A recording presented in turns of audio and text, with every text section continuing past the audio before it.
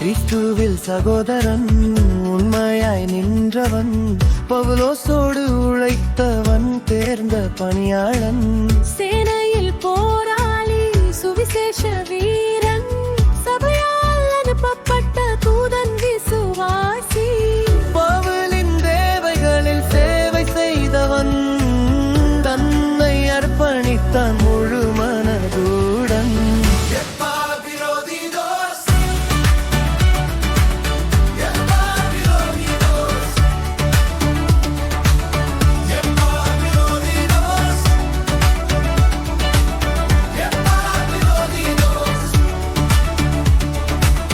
சபைக்காக ஆவலுடன் ஏங்கினான் நாளும், தன் நோயை விட சபையின் சுமை பாரமாயிருக்கு. கிறிஸ்துவின் பணிக்காக மரணத்தை நெருங்கி தன் ஜீவனை மதியாமல் பணியில் ஈடுபட்டான். மகிழ்ச்சியோடு சபை அவனை ஏற்றுக்கொண்டது, மரியாதையுடன் உயர்வாய் மதித்தது.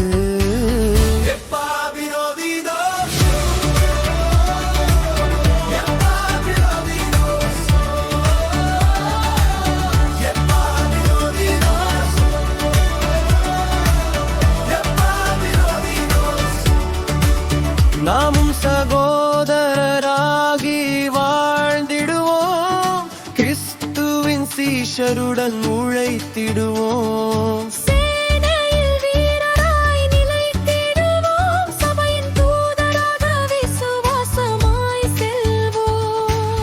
தேவைகளை அறிந்து சேவை செய்திடுவோம், அன்பின் கைகளாய் கர்த்தருக்காய் வாழ்வோம்.